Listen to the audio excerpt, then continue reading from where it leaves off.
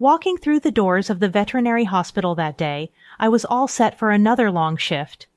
The place was a second home to me, a haven where my modest upbringing didn't matter and my love for animals could shine. Little did I know my world was about to tilt on its axis. He was there, leaning against the front desk, chatting with Janet, one of our seasoned nurses. His laughter filled the room, easy and genuine, catching my attention immediately. I couldn't help but be struck by the warmth in his eyes when he smiled. "Can I help you?" I asked, approaching them with a mix of curiosity and professional courtesy. "Oh, I was just thanking Janet here for taking care of Whiskers last week. You guys do amazing work," he replied, his gaze meeting mine. There was an instant spark, an unspoken connection that I felt deep in my bones. "I'm Jaren," he added, extending his hand, which I shook, feeling a jolt of electricity at the contact. "I'm Carol," I said, my voice steadier than I felt. "I'm glad Whiskers is doing better. It's our job to make sure they get the care they need." Jaren nodded, his smile widening. "I can see the passion you all have for your work. It's inspiring, actually. I'm here to volunteer. I want to help out in any way I can." His admission took me by surprise. Volunteers were common, but there was something about Jaren, a sincerity that couldn't be faked. His simple, unassuming manner was refreshing, especially when he shared that he came from a well-to-do family.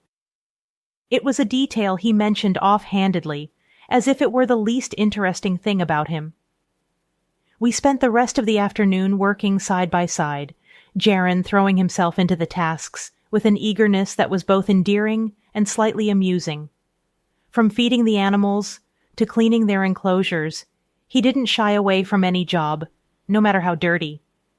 After that first meeting at the veterinary hospital, things between Jaren and me started moving at a pace neither of us expected but both secretly hoped for.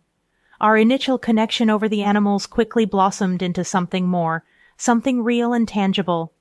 Our first date was a simple affair. Jaren took me to a small, cozy cafe tucked away on a street I'd passed 1,000 times but never noticed. The place was a reflection of us, unpretentious and genuine. Over cups of coffee that turned cold because we were too engrossed in conversation, we discovered the myriad ways our lives intersected.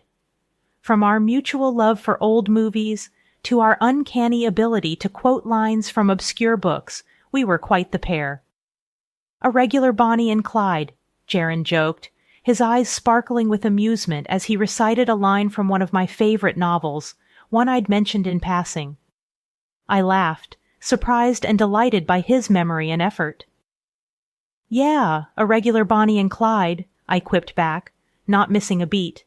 But instead of crime, we were united by our shared passions and the laughter that came so easily between us. Date after date, our connection deepened. We found joy in the simple things: a walk in the park, a visit to a local animal shelter, or just sitting together in silence, comfortable in each other's presence.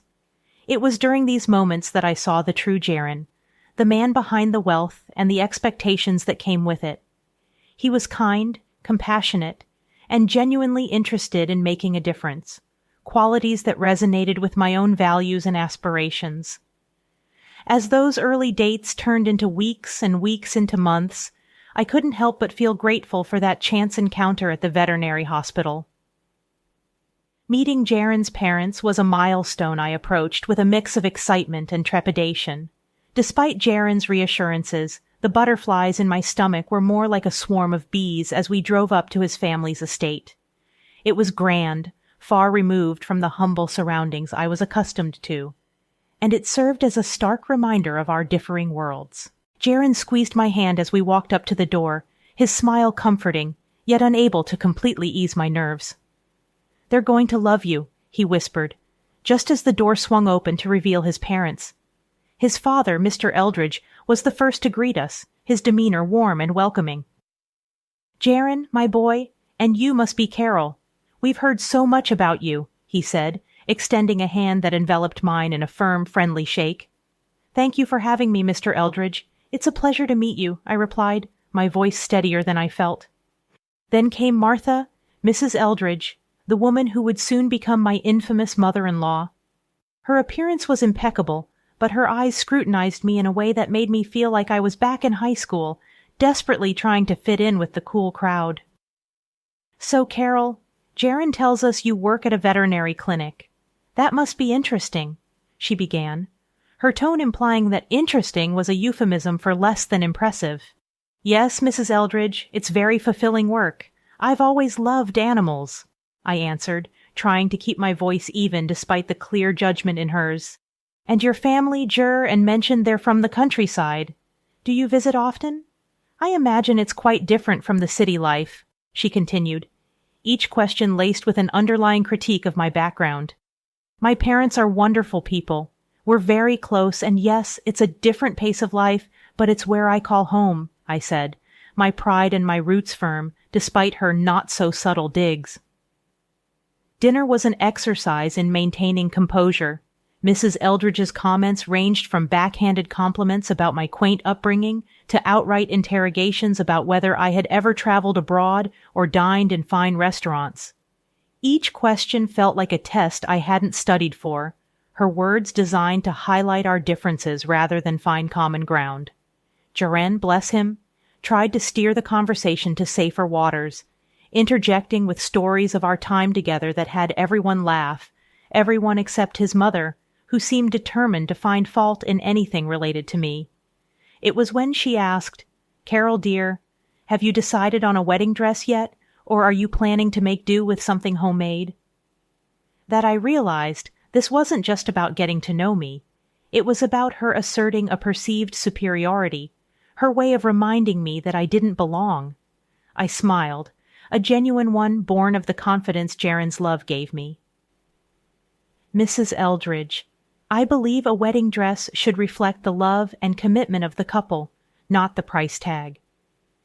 Jaren and I are focused on what comes after the wedding, building a life together based on respect, love, and understanding." The silence that followed was palpable. Even Mrs. Eldridge seemed momentarily at a loss. Her fork paused mid-air. Mr. Eldridge, however, nodded in approval, a twinkle in his eye as he looked at me. "Well said, Carol. Well said indeed." The ride home was quiet, but Jaren broke the silence with an apology that was heartfelt yet unnecessary. "I'm sorry about my mom. She can be difficult." I squeezed his hand, a silent acknowledgement of his support. "It's okay, Jaren. Your love is all the validation I need. Together, we'll get through anything." As the wedding preparations unfolded, Martha made it her mission to underline our differences at every turn. Her intrusion wasn't just unwelcome, it was downright aggressive. She had a comment for everything, from the color scheme of the hall to the floral arrangements and even the style of our invitation cards. One evening, as Jaren and I were finalizing the guest list, Mrs. Eldridge dropped by unannounced, her eyes scanning our choices with evident disapproval. "You're not seriously considering the shade of green for the decor, are you?" "It's so provincial," she remarked, her nose wrinkled as if she'd smelled something foul. I tried to keep my cool, but her next comment about our guest list set me off. "And these friends of yours? They're hardly the sort one expects at a wedding of our stature. It might be best to leave them off the list, don't you think?" I felt a flash of anger but managed to keep my voice steady. "Mrs. Eldridge, Jaren and I have decided on the guest list together. Everyone we care about will be there, regardless of their status." Her lips pursed into a thin line, clearly not used to being contradicted. The tension only escalated when she turned her attention to my wedding dress, which I had chosen for its simplicity and elegance. "That dress," she sniffed, "it's charming if you're attending a country fair perhaps, but for a wedding in our family, it's hardly appropriate." I bit back a retort, my hand clenched at my sides. Jaren, sensing the brewing storm, tried to intervene, but his mother was on a roll. "And where are you planning to honeymoon? A quaint little barn in the countryside?" she asked, her voice dripping with malice. That was the last straw. "Our honeymoon plans are our business," I shot back, the hurt clear in my voice. "Just like every other decision about this wedding. It's about what makes us happy, not about living up to some outdated standards." Mrs. Eldred's eyes narrowed, But before she could retort, Jaren stepped in. "Mom, that's enough. This is our wedding, Carol's and mine. We're making the decisions that are right for us. If you can't support that, maybe you should reconsider your involvement in the planning." The room went silent, the tension thick enough to cut with a knife. Mrs. Eldred huffed, muttered something under her breath about speaking later, and stormed out.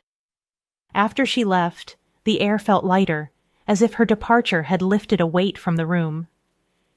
Jaren wrapped his arms around me, his apology whispered in my ear. "I'm sorry, Carol. I don't know what's gotten into her." "It's not your fault," I sighed, leaning into his embrace. "But I'm glad you said something. This is our wedding, our day. It should be about us, not about pleasing everyone else." The wedding day, supposed to be the happiest of my life, started off just like I'd always dreamed. The church ceremony was beautiful, filled with love and promise. I stood there in my simple yet elegant dress, feeling truly beautiful and cherished, hand in hand with Jaren, my soon-to-be husband. But amidst the joy, a nagging feeling tugged at me.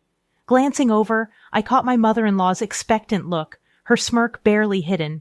It was clear she was plotting something, but I pushed the thought aside, hoping for the best. The ceremony concluded without a hitch, and as we headed to the reception, I tried to hold on to the happiness of the moment. However, as soon as we arrived, I saw her again. My mother-in-law, moving towards the microphone with a purpose. My heart sank. With all eyes on her, she began, her voice dripping with faint sweetness. "Ladies and gentlemen, I just wanted to take a moment to talk about our newest family member." Her gaze locked with mine, and I felt a chill. From such humble beginnings, it's truly remarkable how resourceful Carol has been, from the village to here, embracing our family with open arms like a true freeloader and, dare I say, a beggar at our doorstep. The room fell silent, the guests exchanging uncomfortable glances. Even those from Jaren's side, the so-called high society, looked taken aback by her harsh words. I stood frozen, shock giving way to humiliation, tears blurring my vision. As I heard a few gasps and murmurs ripple through the crowd, beside me I could see my parents, their faces flushed with shame, hurt by the cruel words aimed at their daughter. Before I could process everything, Jaren was by my side, his voice filled with anger and apology. "I'm so sorry, Carol. I had no idea she'd stoop this low," he whispered, his arm wrapped around me in support. But before we could react further, an unexpected ally emerged. Jaren's grandmother, a respected matriarch of the family, stood up, her presence commanding attention. "I cannot believe what I'm hearing. This woman who speaks so ill of simplicity and humility seems to forget her own roots. Did you all know she herself was once nothing more than a servant in our household? And now, look how she turns her nose up at those very beginnings." The room erupted in whispers. The tables turned. My mother-in-law's face went from smug satisfaction to utter horror, her cheeks burning red as the grandmother continued to dismantle her facade of superiority. "This girl, Carol, has shown more grace and dignity than you ever have," the grandmother said, her gaze softening as she looked at me. "She is welcome in our family, not for her background, but for her heart." The reception that followed was a blur. My mother-in-law, now the subject of whispered conversations, left early, her exit barely noticed in the renewed celebration. Jaren was by my side throughout, his apologies unnecessary as his love and support spoke volumes. The room was still buzzing from the grandmother's unexpected defense of me. Guests whispered among themselves, casting sidelong glances at the now absent mother-in-law. Jaren squeezed my hand under the table, a silent promise of solidarity. "Can you believe what just happened?"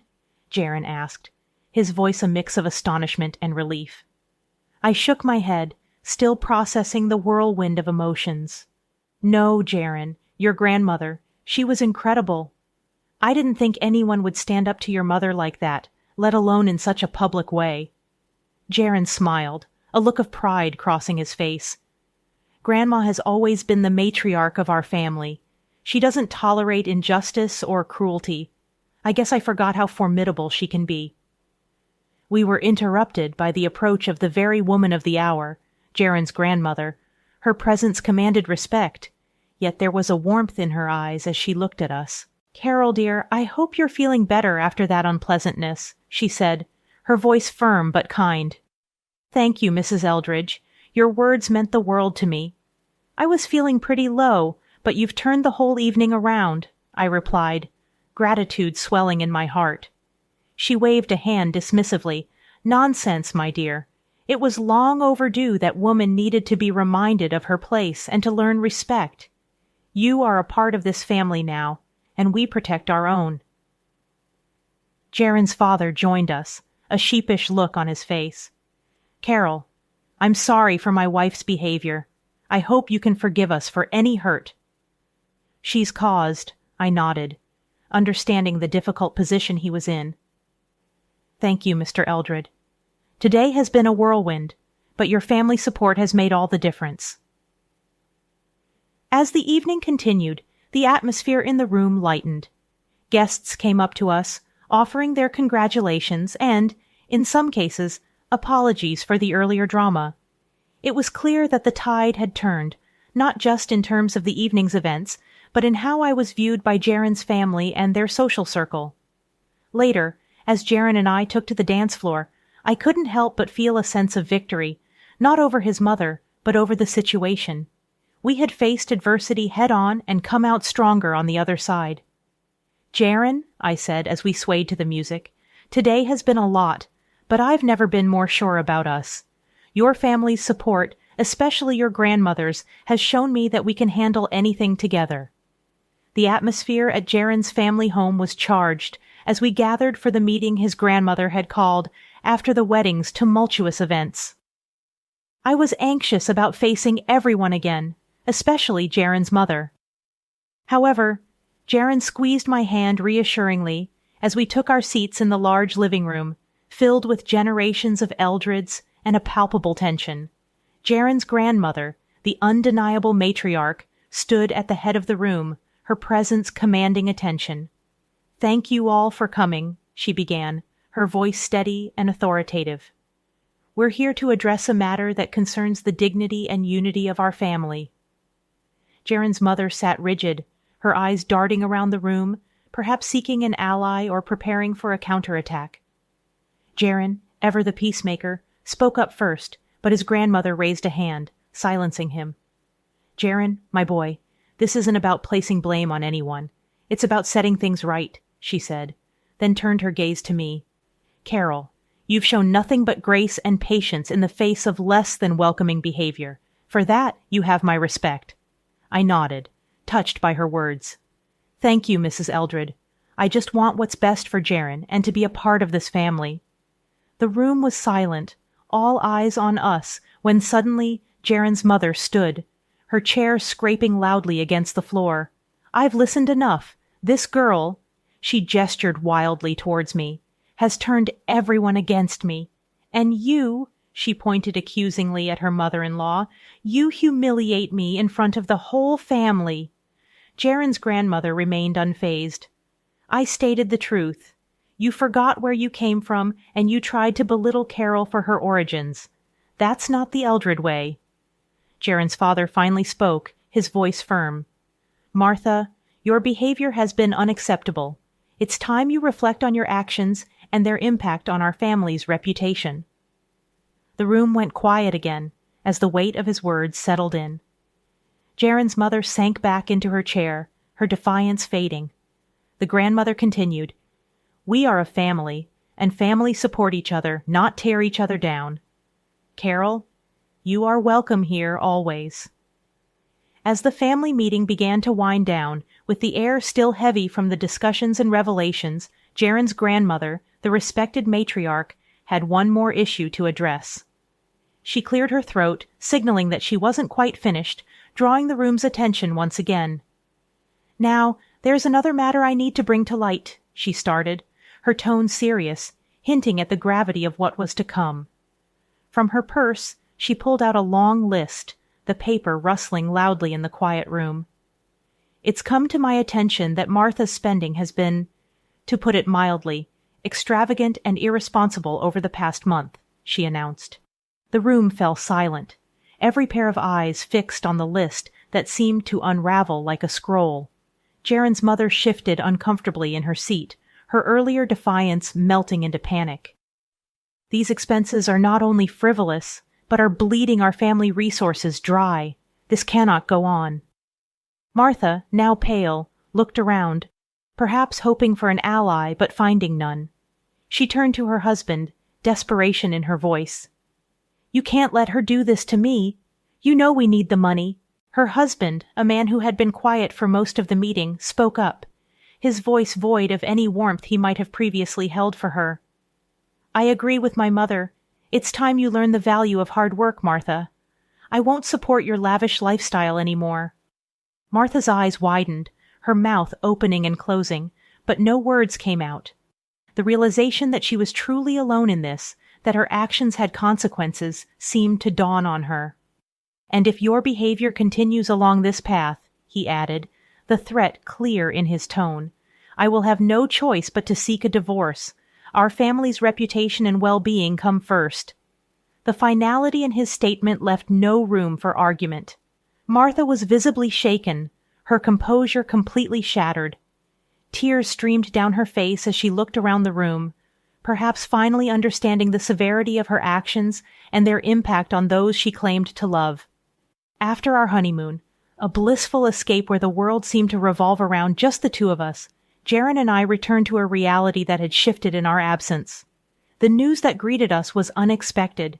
Jaren's father had divorced Mrs. Eldred. Despite his love for his mother, Jaren stood by his father's decision. Mrs. Eldridge, now living in a modest apartment and grappling with the new necessity of finding employment, seemed a world away from the woman who had looked down on me with such disdain. It was a drastic change in fortune that I wouldn't wish on anyone. Despite our past, one afternoon not long after our return, the phone rang. Expecting it to be Jaren, who had popped out for a short errand, I answered only to find myself on the line with Mrs. Eldridge. The conversation began awkwardly, her voice cold and tinged with the contempt that had characterized our interactions. "I suppose you're satisfied seeing me in this state," she started, her words sharp. I held the phone a little tighter, struggling to keep my voice even. "It's not about satisfaction. This was never what I wanted." As the call progressed, there was a noticeable shift in her tone. The arrogance and disdain gradually gave way to desperation. "Listen, I need you to talk to them, to your father-in-law, to the grandmother. Maybe they'll listen to you. Tell them I'm sorry, that I'll change." Her plea took me by surprise. The woman who had once held herself so high was now begging for intercession. It was a moment that revealed the fragility beneath her previously unassailable facade. I took a deep breath before responding, my decision clear. "I'm sorry, but that's not my place. This is something you need to address directly with them. They need to hear this from you, not me." Ending the call, I sat for a moment, the weight of the conversation pressing down on me. When Jaren returned, I relayed the exchange, uncertain how he would react. He listened quietly, his expression thoughtful. After a pause, he spoke, his voice firm. "You did the right thing. As much as I love my mom, she needs to understand the consequences of her actions. It's the only way she might truly change." His support was reaffirming, the solidarity between us. This journey, with all its twists and turns, had brought us closer, cementing our bond through the challenges we faced together. As we moved forward, building our life together, the lessons of the past remained with us, a reminder of the resilience of love, the importance of forgiveness, and the strength found in standing united, even in the face of difficult